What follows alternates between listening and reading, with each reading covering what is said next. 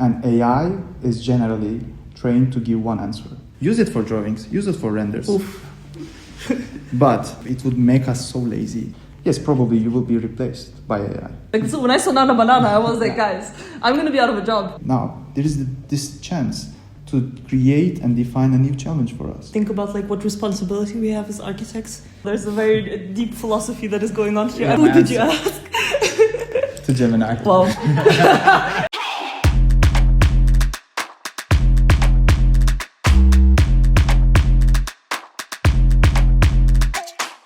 Hello everyone and welcome to a new episode of Architect Explains. I'm back on my blue couch, again with another really cool architect that I bring to all of you who actually found me, but I'm going to talk about that a bit later.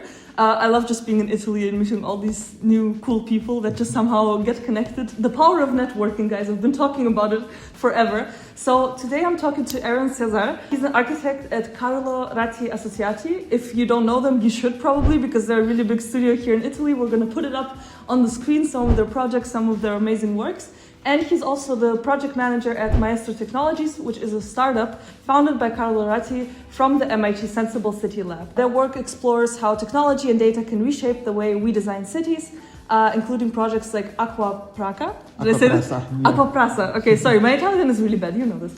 Like Acqua Prasa, which was presented at the COP30 Climate Summit. Okay, big deal. Today we'll talk about AI, the future of architectural thinking, and how young architects should position themselves in new technological landscape. That was a mouthful, I'm so sorry. That was great. I was trying to give you a good intro. You guys have to understand. He sent me a paragraph of his amazing credentials, and I was trying to put it all together. But I'm so excited to talk to you today. Thank you so much for finding the time in your busy schedule. A lot of your work has to do with AI. Yes. Yes. People hate it, people love it. There's a lot of discourse about it, right? Yeah. I don't know whether we should like it or not, because it's there now. Well, we're going to figure it out in this conversation. I have a couple questions for you relating to your work, and just so other people can understand more of what you do. So from all of your work you do in the research and also in the collective that you manage, where do you actually see AI entering in the architectural practice today? I think we should start breaking down what is architecture and how the process is working. You can do that? No, I actually, they've done it. Okay. And I'm just going to phrase it. What we have taught and what we are seeing in architecture schools is something called double diamond process, which is dividing architecture design process into 4 steps. And these 4 steps is actually how we manage the projects. And now I'm going to tell you which parts of this process we are using AI recently. So the first step is the discovery. It's a 4D: discover, define, develop, and deliver. Right now, the architectural use of AI is based on the delivery part. We are doing renders, we are doing sketches, we are doing quick sketches, quick renders, shots, imagination, some perspectives. This is purely based, dropping down to the delivery part of this section, this process. But architecture is way bigger than that. First of all, we need to understand that architecture doesn't have one answer. And AI is generally trained to give one answer. This is something really important that we need to keep in mind. That doesn't mean that AI cannot help us in architecture. It would help us in many ways, but we need to know that we will be getting one answer from AI. Right now, today, we do discoveries, we do architectural researches, we do site visits, we talk with people that we are going to do the design for, and this is the discovery part that I'm talking about. And now we try to define what challenges that we are going to accept. We are defining the question, we are defining the design parameters. These design parameters, I'm going to contribute later, are really important because that shapes the architecture that we are going to do. But again, architecture doesn't have only one answer. And then we develop, we do drawings, we do models, we try to shape the project itself, and then in the end we deliver. So right now, today, AI is when we say AI in architecture, we always see this big sharpened drawings, nice renders. But we are at a point whether we can imply AI into different steps of this process. Yeah, AI is at a point right now where it would help us a lot with efficiency, with time managing. But it could help us even more. And this is the potential that we need to know as architects. So I'm going to stop here, and maybe you can come up with the second question. I think well, while you were talking, I was thinking about how my own journey with AI developed a little bit. I'm still someone who uses it mainly for rendering and like enhancing stuff. I don't know about you. Nice. I'm talking to my videographer behind the scenes. You already heard about her. It's almost scary using it for anything else. I don't know how you feel, but sometimes when it's like too good, I'm like, oh wait. Like, so when I saw Nana Banana, I was like, guys, I'm gonna be out of a job by the time I graduate. What do you say to the people that are like scared of AI in architecture? Like, is it gonna replace our jobs? What is gonna happen? Eren, can you help us? Like, come on. No, I think we are at a point that we need to admit that AI is going to replace many architecture workers. Oh. What I mean by is that not architects but architecture workers, because an office is not only made by architects. No, there are many people that are trying to be architects and they are doing the architecture work. What I mean by architecture work is that we've all been there and we are already doing still that we prepare drawings, we do area calculations, we do renders, we do sections, we all do posters and many type of deliveries. And this is, in my terms, is architectural work. But architect is basically whoever that is working to discover the problem of the architectural project and then defining it and developing this challenge. So the first three steps of architectural design process. And we all start, this is something that I admit, that we all start to our working life as architectural workers, because none of us are good enough to take the decision on our own initially from an architectural point. Now we are at the point that we need to admit that we will be replaced as architectural workers by AI. And this should be pushing us towards being in the first three steps. We will need to know how to discover even better, how we are going to define our challenges, how we are going to develop that. This is the muscle that we will need to train even more. So yes, if you are doing renders, if you are doing drawings, I'm going to say completely radical thing, but if you are doing renders... Why are you calling me out? No, because this is the hard truth. This is the hard. You're gonna get cut, girl. This is the hard truth. You could be so good at doing renders. I mean, look at the 1950s offices. In an architectural office, there are at least 60 architects. They all have their tables. They're all drawing their sections and plans in papers. And now, how many people that you need to start an architectural office?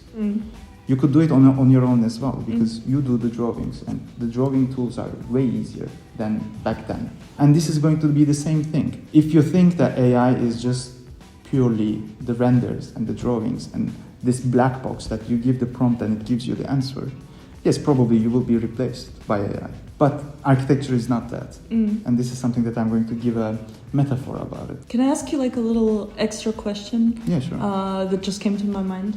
I don't know how you feel, but like I sometimes feel when you're in these architecture offices, nobody really takes you seriously, at least when you're very young. So then of course you diverge into being like the architectural worker and doing like all the bringing the coffee. Yeah. I'm joking, of course, so nobody does that. Yeah. You do the drawings, and then how do you maybe not even like have enough confidence, but how do you put yourself in a situation where you are able to be the architect and not just the architectural worker? I think one thing that we shouldn't underestimate is how much work that architecture needs. The architectural design process needs lots of working hours, and that's the reason that we are always finding ourselves overnighting, because always there's a better and better version of the project. And in the studios, it's the same case. And someone needs to take this load. Someone needs to do the drawing, and don't think about it, because when someone else is thinking for you, then you mess up the whole process. This is generally the thing. Of course, there's an open discussion about it, but when some things are defined, there is always a need of someone doing that, and that only. And that's why sometimes it could be a bit discriminating in the offices, that someone who takes decisions and then defines them and develops them, and then you just push it to the intern that will do all the drawings. And that's where the discrimination. And to get out of that delivery bracket to the other part, first, there is something called feedback loop, where the final product shows the errors most. Because the final product means that you've taken a decision, you followed it all the way through, and then you come up with something. And that's where you can start seeing the errors. if you are not, of course, in the design process as well and you start seeing things, but in the final level. And you need to create this feedback loop that you would say, this is wrong, or this could be better in this way. That's where you start to be involved somehow into this developing process of the architecture. And then when you are in the developing process, you go step by step back. When you're in developing process, and then you start thinking about what else we can define as a parameter, what challenges that we can take onto our shoulders. And then you step back again, once again, in this architectural hierarchy. You start developing, you start defining the parameters. And when you are good enough to define parameters, then they will ask you to discover them. You're going to go back and you'll start talking with the clients. You'll start taking the contractual side of the representation side of the architecture, where you are trying to understand what the client wants. So this fourth step is always a hierarchical version. And right now we see AI in the delivery part most, and this is where the interns and architectural workers are as well. And for you to be able to go back and become an architect, you need to step back. And you need to go through this ladder of design processes. I think that's a good way to give me hope that I'm not going to be. You pushed me down and then you brought me back up. So thank you for that. But you talked about parameters, and I know that you say that AI is a good way to introduce something called unknown parameters. What is that? Exactly. So I am going to first oversimplify what AI does and what is it made for. Okay. Because this is already a complex tool. And anything that we say is a bit overestimating. I like simplifying the AI itself. But AI is not done for rendering. AI is not done for drawings. AI is not for you to ask a question and it to give answer. AI is done for analyzing, for seeing the patterns, to create some conclusions, to create some logical connections. And that's why AI was a project of data analysis in the beginning. And let's see where we use data in architecture. Everything that we start, our starting point, the discovery part, is basically data collecting. You go to the client, you ask questions. You go to the city, you understand where the sun comes from. You understand the wind. These are all data. And we have many tools to pick these data. But what I am saying is that you can see these data and you can collect them. And as a human, you can analyze them in a limited manner. If you know what to collect, if you are able to collect them, and if you know how to train the AI to analyze these data for you, AI would do them, and AI would create amazing parameters for you that you would need to take into consideration when you are discovering and defining your parameters. And that's where, as us, the tomorrow's architects, would take the architecture of today into another level. We need to be able to design with parameters that no one else did before, because we have the tools that no one has before, and no one had before as well. We are faster than ever, we are capable than ever, we are deeper than ever into architecture right now. And we have the challenges, and we can do many things at once with limited energy and limited time, just because the tools are there for us to reach. First of all, as architects of tomorrow, this is something really important. We shouldn't be doing the same as architecture as our previous architects did, our professors are. The architects that we take example today, we need to evolve and shape the way that we are designing. And for that, we need new parameters. Our cities have many things to tell us. The way that our psychology, our movements are in architectural projects, in a building, have many things to tell us. And these are the things that makes us happy, our emotions. If somehow we are able to catch these and collect them, and if we analyze them by AI, that's where you get solid, real new parameters that you would start moving into the design process. And that's what actually the AI is going to change the architecture. Honestly, in my opinion, I'm going on the renders too much maybe, but even if there was no AI, you wouldn't be able to do quick renders anyways, you know. Me? No, anyone. I was able to do it as well. I mean, anyone would be able to render quickly if you have a capable machine. Or if you put your expectations low enough.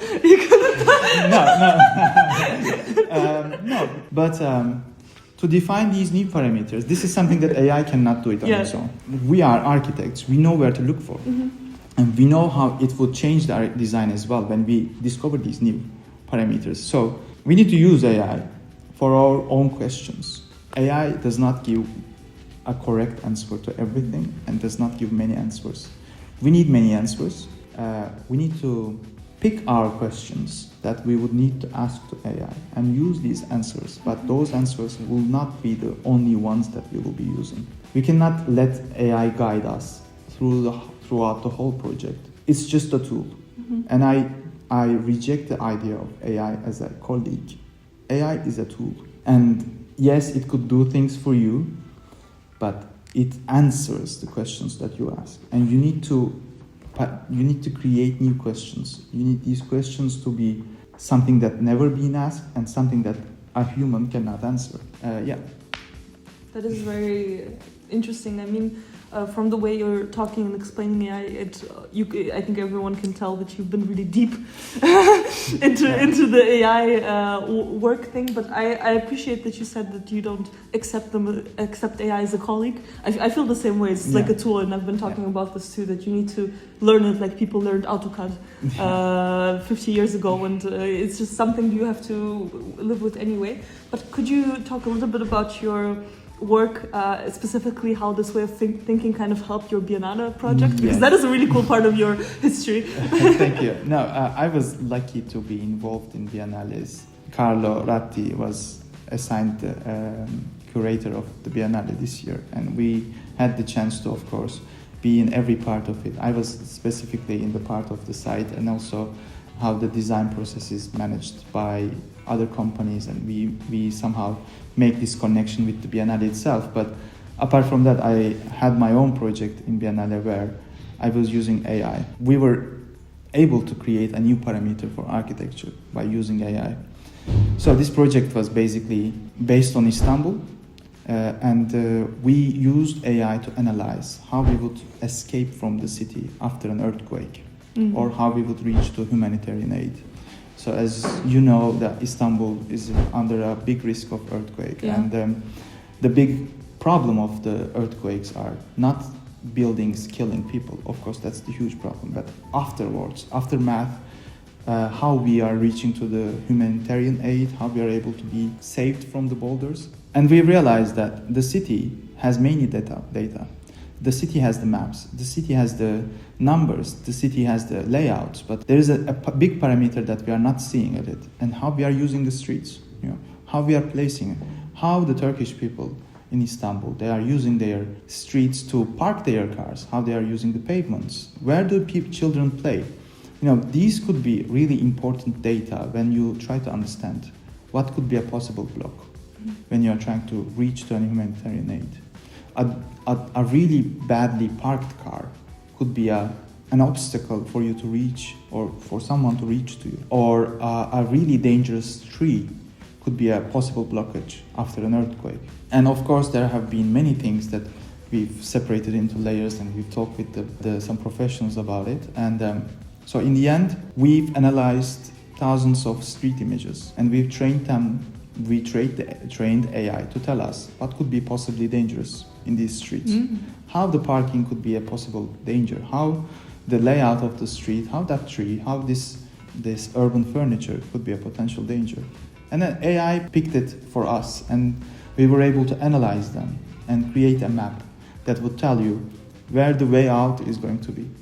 Wherever you are standing in the city, it's going to tell you where the main artery is and how you're going to be able to escape after the earthquake. This project was not done for replacing whatever we have for earthquake systems, but it's just a new parameter for us to be able to add into this as architects to risk the hazard planning. So that's the type of parameters that we are talking about. No one would be able to go through the thousands of street images and understand how people are using and understand what could be the potential, but AI was able to do it for us. AI was able to go thousands of images and detect them at once and tell us, these are the numbers, guys.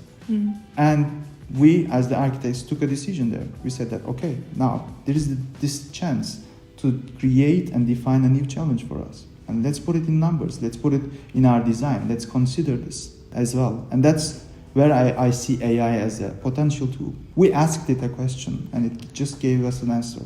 And it didn't define us. I think that's amazing. I really like the approach of the work to also, it's such an important topic, you know, like natural disasters, and it's happening very frequently. So what you're doing is not just like on an architectural level, but it's on a human level. Exactly. Yeah. And that's super important. So I think, thank you for that project. So what you just told me, it seems like your work engages a lot with also biology and human behavior. Yeah. So why do you think that is important when we're talking about an AI-driven process? Like how do those come together? You know, actually, like I'm going to create a big metaphor here, but just for me to be able to go and follow my total process. Okay. I differentiate AI from the different tools in one manner, not because the way that it's done, but it's the effect that it's on us. So the currency of the universe is energy. Right? Every invention of the human are done to save energy. You know, we create a hammer and we would hit less. We create, I don't know, a cutlery so that we would be able to split the things easily. No? We create cars. We design cars so we would spend less energy on walking. Now AI is something that takes the energy from thinking. Here I forgot the sentence, but Eren just we did a little cut to look the correct person who said the quote. Yeah, I forgot who's Can you guide us through your process of finding the author? I asked a question and I received Who my did answer. you ask? To Gemini. Wow. No, because Cut the name. They have to sponsor this video. anyways. So no, there was this painter that from the mid-century. He says that there is nothing a man can do to avoid the real labor of thinking. You know, we would do many things to avoid the real labor of thinking. We would hire assistants. We would hire people to do the thinking for us.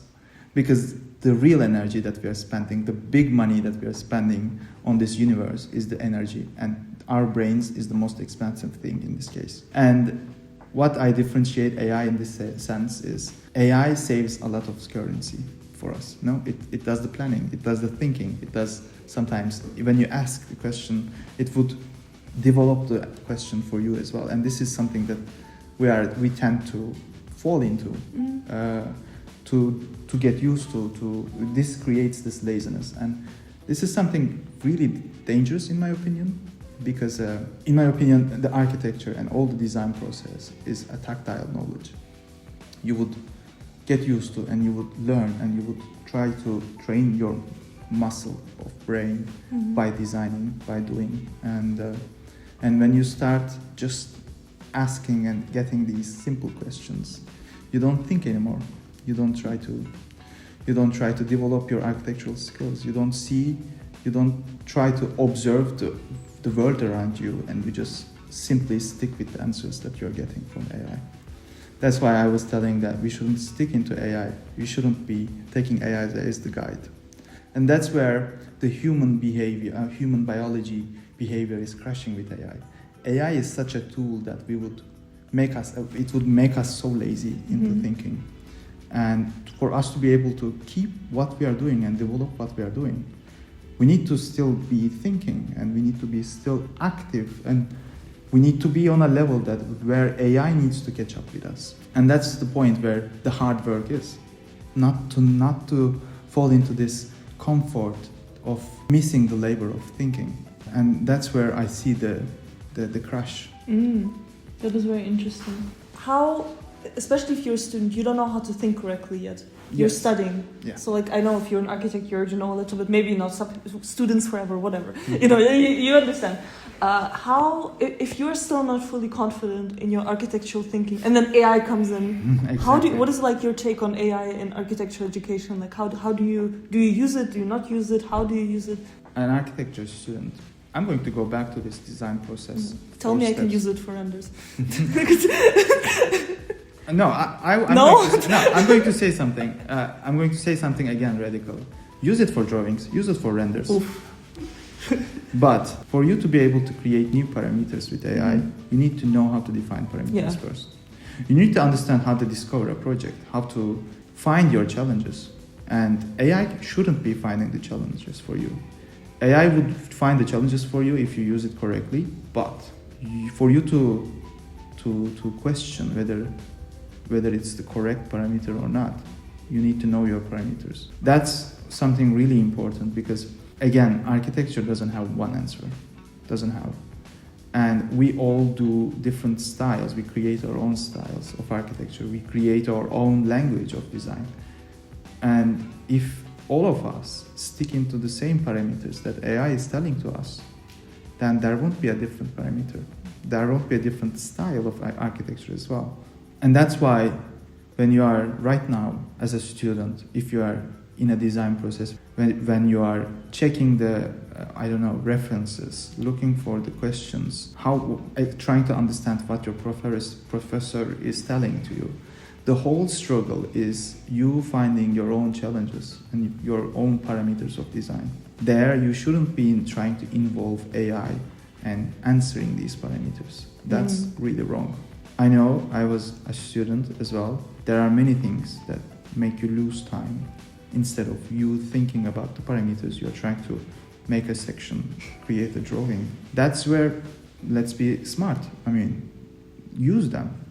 We will be using it anyways after you graduate. I was someone that was envious of amazing posters of my friends, envious of how skillful renders they are taking, how good style that they have in their drawings. And now, go to any big office's posters and you would see a lot of AI. Really? And that means something that is validating that it's going to replace architectural work. But you wouldn't see these flying shapes that AI creates. You wouldn't see these different type of circulations that wouldn't make sense. You wouldn't see a different type of heights, different type of materials. No. The architecture is on Earth. And we are the ones that are going to use it. So we shouldn't let AI to define these parameters for us.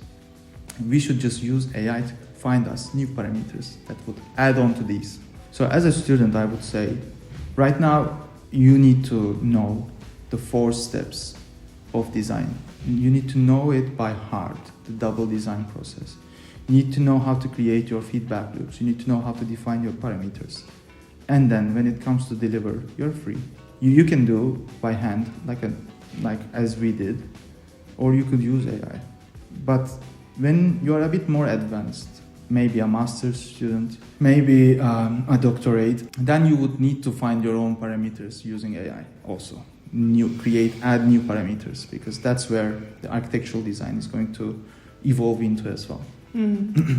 I think what you're talking about also brings me to think about what responsibility we have as architects with AI, and especially also the parameters you're talking about. At what point, because we as architects carry a lot of responsibility for the community we're in. We shape housing, different buildings for people to be in, full cities. How do you, when you introduce a machine into the game, how much responsibility do you then take extra on as an architect to control the machine, to make sure everything is still correct? What is your take on that? I don't think there's a correct answer. No, because the responsibility never goes away from us, honestly. No, you shouldn't let this happen as well. As I said, you should never let AI guide you throughout a whole project. Never, because you are the one that are going to live through it as well. It's just a tool, it's not a colleague. So the responsibility never goes away. Nothing changes there, in my opinion. Okay.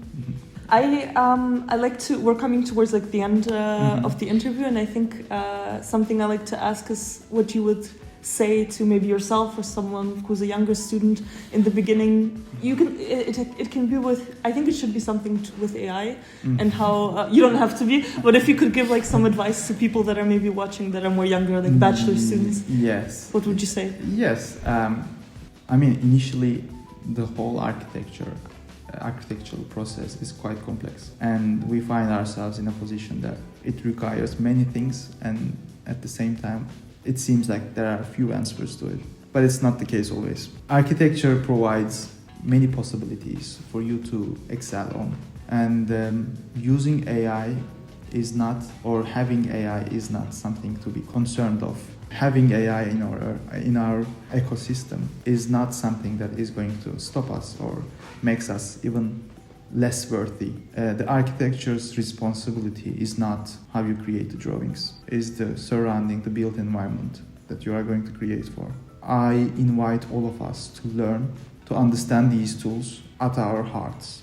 We need to know what's coming and we need to know how to use them in our own design process. Then we can talk about developing ourselves and developing the tomorrow's architecture, because otherwise there will be just a tool that does the job for us. By the mean of job, I'm talking about the architectural work, and we will be just watching and trying to understand where we have made a mistake in this case. Thank you so much. Thank you. I think before we do a little outro, I want to, if you have anything you want people to subscribe to from your work, where they can follow you, your projects. There's a lot of projects to follow, to be honest. Yeah, I mean... plug your work. I have one website that if they would like to read more about our Biennale project, it's called IstanbulAwayOut.com. We will put it on the screen. Yeah, apart from that, we are publishing our work on our websites of the office. Also, Maestro Technologies. It's a different side of the architectural process where what's happening beyond the delivery of the architectural project. We try to digitalize the construction business right now. And we are using a lot of AI in this sense as well. And I assure you, again, architecture is something quite wide that we can use AI in many different steps. And right now I work it was a startup, now it's a construction business, Maestro Technologies. We are trying to digitalize the way that we are constructing. With many, as I said, we have many access to new tools. We are faster than ever, we are stronger than ever, we are quicker than, and we are deeper than ever into this thought. And why are we building the same way that we used to build? And how we can change that and how we can make it even more efficient, energy-wise, money-wise, sustainable-wise. So and we are using AI in this sense as well. Again, AI is a great tool that we will need to use and know. We need to know every bit of it, but it wouldn't replace us. That's reassuring. Thank you. Thank you for giving us the final reassurance. Thank you so much, Eren, for being here and for talking about AI. It was great. So you can use it for renders. There's a deeper level. Obviously, I'm joking. There's a very deep philosophy that is going on here. Yeah. I'm just trying to entertain. I'm an entertainer. Thank you so much for being here again, Eren, and thank you guys for watching. If you want to follow Eren, we will leave all of the links he mentioned on the screen. If you have any other suggestions for guests, if you have a suggestion for a guest, you can bring it to me, and we will continue to produce our content with our team. So thank you so much for watching. This was Architect Explains. I'm your host, Maria Lashenko, and I will see you next time. Bye, guys. Bye.